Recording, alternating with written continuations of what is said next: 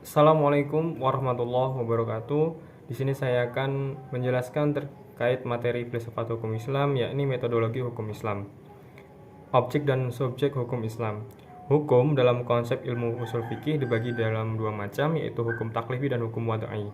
Secara terminologi, hukum adalah kitab Allah yang berhubungan dengan perbuatan mukallaf dalam bentuk al-iqtida, at-takhir, dan al-wad'i. Yang dimaksud dengan khitab adalah firman Allah yang berupa perintah-perintah atau larangan-larangan. Juhaya S. Praja menyebut khitab sebagai al-mukhatabih, yakni produk dari khitab yang berupa perbuatan hukum. Juhaya S. Praja juga mengatakan bahwa yang dimaksud dengan al-iqtiqa atau imperatif ialah tuntutan untuk melakukan sesuatu perbuatan atau untuk tidak melakukan suatu perbuatan. Jika tidak dilaksanakan akan mendapat dosa dan siksaan disebut dengan wajib, sedangkan tuntutan yang harus ditinggalkan jika dilakukan akan berdosa dan mendapat siksa disebut dengan haram. At-takhir atau fakultatif ialah apabila hakim memberikan pilihan kepada mukallaf untuk melakukan sesuatu perbuatan atau tidak melakukannya. Yang disebut dengan al-ibahah, perbuatannya disebut dengan mubah.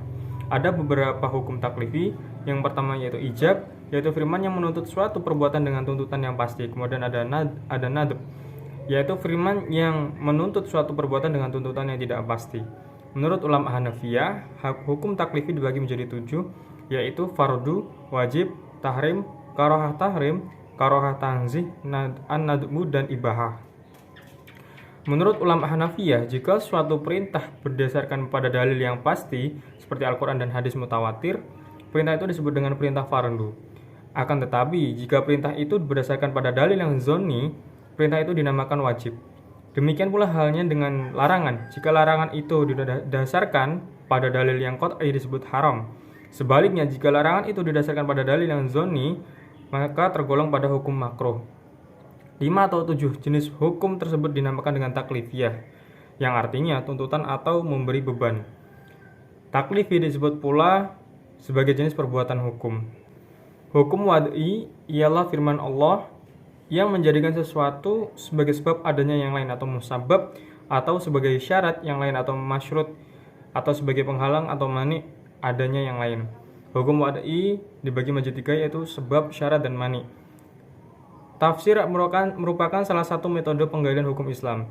Al-Quran dan Sunnah diyakini sebagai sumber hukum Islam, kemudian nas-nas yang terkandung di dalamnya ditujukan untuk mukallaf. Maka untuk mempermudah pelaksanaan hukum yang dimaksud, upaya ulama di bidang usul fikih dan bidang fikih mulai menggunakan pendekatan rasio dalam menggali makna dan maksud yang dikandung oleh kedua sumber hukum tersebut. Meskipun nas Al-Quran dan Sunnah telah muhkamah, campur tangan akal tidak dapat dielakkan. Al-Quran sebagai sumber hukum Islam, ada kalanya ayat-ayat tersebut saling menafsirkan karena adanya munasabah al-ayah. Tetapi tidak jarang ayat-ayat tersebut membutuhkan hadis untuk menjelaskannya atau melalui pendekatan ijtihad yang sepenuhnya menggunakan rasio. Munasabah al-ayah merupakan cara kerja akal yang ijtihadiyah karena akal mengupayakan sekuat mungkin untuk mencari dan membentuk paradigma penafsiran tersebut. Ijtihad merupakan metode penggalian hukum Islam yang berasal dari kata jahada yang artinya mayakoh, sulit, berat, susah, atau sukar. Menurut Rahmat Syafi'i, secara etimologis kata ijtihad artinya kesulitan dan kesusahan atau al-masyakoh. Juga diartikan dengan kesanggupan dan kemampuan atau at-taqat. Kata juhda yang selanjutnya menjadi ijtihad diartikan sebagai pekerjaan yang dilakukan dengan sungguh-sungguh dan mengerahkan semua tenaga. Ijtihad ialah usaha maksimal untuk mendapatkan sesuatu. Jika tidak sungguh-sungguh, tidak dapat disebut ijtihad, melainkan takfir atau berpikir biasa dan sederhana.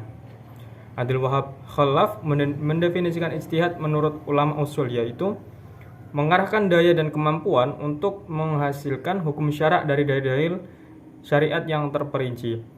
Dari semua definisi tentang ijtihad tersebut di atas, dapat disimpulkan bahwasannya ijtihad itu adalah satu pengerahan akal pikiran para fuqaha atau usuliyin, menggunakan akal dengan sungguh-sungguh berkaitan dengan hukum syar'i dan amaliyah, menggali kandungan hukum syar'i dengan berbagai usaha dan pendekatan, dalil-dalil yang ada dirinci sedemikian rupa sehingga hilang kezoniannya. Hasil ijtihad berbentuk fikih sehingga mudah untuk diamalkan. Sekian penjelasan materi yang dapat saya sampaikan. Kurang lebihnya saya mohon maaf. Akhirul kalam, hadanallahu wa afa minkum, wallahu muwaffiq ila aqwamit thoriq. Wassalamualaikum warahmatullahi wabarakatuh.